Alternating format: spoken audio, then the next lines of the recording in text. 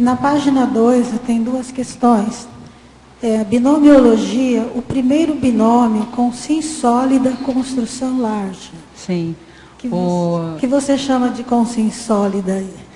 A consistência é uma consciência que tem consistência. Né? A consistência, até tem um verbete do DAC, né? A consistenciologia, autoconsistenciologia, o professor Valdo escreveu. A consistência, ela vai sendo adquirida à medida que a gente vai fazendo autopesquisa. Então, como é que nós adquirimos consistência? É a pessoa se conhecer e colocar em prática o que ela tem de melhor. Então, isso é como se ela utilizasse o mega trafor, ou o que ela tem de melhor, para puxar todo o resto. Então, ela utiliza o que ela tem de melhor, ela dá o que ela tem de melhor, e ela vai recebendo a partir daí, analisando, tendo feedbacks, continuando na autopesquisa, investindo mais. Não há limites para o incremento da solidez ou da consistência. Ele passa por... Primeiro você vai fazer uma depuração básica do que realmente não presta. Então são os vícios, é o jogo, é isso, é aquilo. O que não presta, que pode ser deixado de lado. E a partir daí, com a autopesquisa, fundo mesmo, e a interação. A interação eu acho que é um dos pontos tão sérios quanto a autopesquisa, porque é interagir o tempo todo. Então, procurar tirar proveito das interações e investir fundo na autopesquisa vai dando mais consistência. O que eu falei antes da gente vai adquirindo raiz, né? A árvore vai criando raiz e vai tendo mais sustentabilidade energética, que foi o que ela perguntou da sustentabilidade energética. Então, a Consim Large tem uma relação direta com a sustentabilidade energética. E a construção large, então, seria essa não economia de... também, né? Existe sempre o caminho do meio, né? Não economizar não é gastar, não é desperdício. A gente tem que ter muito cuidado nos generalismos e a gente tem que olhar o detalhe, as nuances, para ver aquele material que pode ser utilizado, como ele vai ser empregado, qual é a melhor forma, se aquilo vai dar mais manutenção, menos manutenção.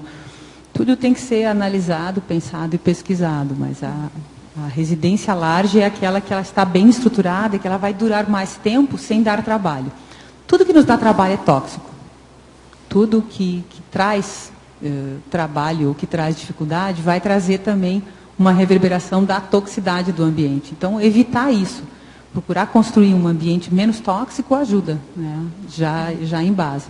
E aí entra também um outro ponto que é a cultura da manutenção. A gente tem que ter o hábito de manter. Porque senão, acontece isso. Eu tenho um prédio que eu estou atendendo agora, que eu vou começar a fazer reformas, e ele está há 20 anos sem manutenção. Então, vocês imaginem o que tem de pontos, aspectos e situações que precisam de ser mudadas. E à medida que você mexe no ambiente, a energia toda mexe. É muito interessante. Com relação a essa coisa de manutenção, só para eu pegar aqui, tem o verbete da Sônia Batista, que ela fala sobre a conservação da edificação conscienciocêntrica. Isso. Então, ela fala da conscienciocêntrica, mas aí você pode transferir para qualquer outro tipo de edificação. Que é bem interessante, complementa muito o teu também. Né? Joia, boa sugestão. E se não tiverem perguntas, eu vou aproveitar, que eu falei já do... Não, tem perguntas, mas você pode aproveitar e eu ia pedir para você fazer, dar um apanhado de cada um desses livros. Tá, ok. Então, aqui no referencial, um dos livros que são mais importantes dentro do que a gente está trazendo aqui é esse livro... Não sei se... Um pouquinho para cá. Assim.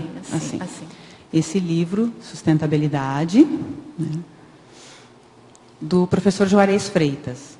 Eu vou ler um pouquinho aqui atrás, o que fala dele a respeito, acho que vale a pena, depois eu explico um pouco. O professor Juarez Freitas, um dos maiores juristas brasileiros, oferece-nos com elegante profundidade a segunda edição do livro magistral Sustentabilidade, Direito ao Futuro, obra graciada com a valiosíssima medalha Pontes de Miranda, da Academia Brasileira de Letras Jurídicas, em dezembro de 2011. Curiosamente, dezembro de 2011, no dia 11 de dezembro de 1997, foi assinado o Protocolo de Kyoto, lá no Japão. Então, curiosamente, também foi em dezembro, né? Só que foi em 97, depois ele foi retificado no dia 15 de março. E o Protocolo de Kyoto era exatamente isso, uma reunião com os países que mais utilizavam, ou que mais desperdiçavam, recursos para se tomar cuidado, e tem uma relação direta com o aquecimento global, né? Então, o ideal era que os países que mais desperdiçavam recursos ou que mais gastavam os recursos do planeta diminuíssem o efeito estufa. O que é o efeito estufa? São os gases, né, que vão para a troposfera não, a crosta, né, a estratosfera, e que prejudicam o efeito estufa. Nós temos uma camada que faz com que o planeta Terra se mantenha a mais ou menos 18 graus. Senão nós estaríamos em negativo e todos aqui não conseguiríamos ter uma temperatura mínima para viver. Então, o aquecimento global, os gastos desnecessários, o desperdício com várias situações, atividades e formas de agir, faz com que o aquecimento global aumente. Então, o efeito estufa, ele aumenta. E aí o que acontece? O protocolo de Kyoto, ele foi assinado para que os países, né, foi feito dia 11 de dezembro, e foram 10 dias de negociação com protocolos rígidos de compromisso em reduzir a emissão dos gases que agravam o efeito estufa, que são causadores justamente do aquecimento global. E naquela época já foi bastante sério, já foi feita uma série de análises e formas de atuar. Então foi sugerido e foi escrito formas melhores de atuar. Por exemplo, a reciclagem do lixo, andar de bicicleta, plantar árvores para liberar mais CO2. Tudo isso o professor Juarez Freitas também traz aqui no seu livro. Então, ele fala, tem vários pontos interessantes que ele traz, ele dá uma visão ampla sobre a sustentabilidade, e ele traz aqui, na página 152, o apego ao status quo. Então, ele fala aqui, o apego ao status quo distorce a própria margem de liberdade, que, aliás, eu coloquei aqui no verbete também. Por que isso? Porque muitas vezes nós queremos uma casa grande, confortável, e o nosso ideal de casa grande e confortável tem lá 500 metros quadrados, e não precisa de tudo isso. E cada tijolo que a gente coloca, nós estamos contribuindo para aquecer mais o planeta.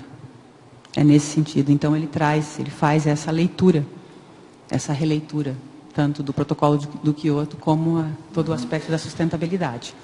E esse outro livro que eu coloquei no referencial bibliográfico, que é o livro do Mariano Bueno. Mariano Bueno é geobiólogo e ele traz, para cá, assim. aqui, ele fala das correntes telúricas, fala também da síndrome do edifício doente, fala das correntes telúricas, fala das radiações, ele utiliza a palavra mar de radiações. Então eu também vou ler aqui uma passagem dele que vale a pena, que são radiações telúricas. Então, o conceito de radiações telúricas engloba energias, radiações e fenômenos, tais como correntes subterrâneas de água, falhas, fissuras ou diferentes veios, metais, ferro magnético ou minerais de forte polarização. Então, ele utiliza o termo radiações telúricas, correntes telúricas, alterações telúricas, subsolo. Ele fala muito das alterações de campo magnético, fala muito do eletromagnetismo. Também é um livro muito interessante, vale a pena ser lido. Ele traz o aspecto, ele fez uma pesquisa nos Estados Unidos, ele encontrou ruas câncer, bairros câncer, que são áreas inteiras onde as pessoas morreram, alguém da família morreu de câncer e tem uma relação direta com campos eletromagnéticos. E o outro livro, né, então, isso eu também já trouxe no verbete autoarticulação, é da professora Mônica, e de psicologia positiva. Ela fala da teoria da potencialização da qualidade de vida. A psicologia positiva, eu também já trouxe na outra apresentação, ela tem um diferencial, que é o diferencial da autopesquisa. Então, é uma área onde as pessoas elas fazem uma análise de como elas se manifestam. É o mais próximo da conscienciologia sem o paradigma consciencial. Então, também vale a pena ser lido.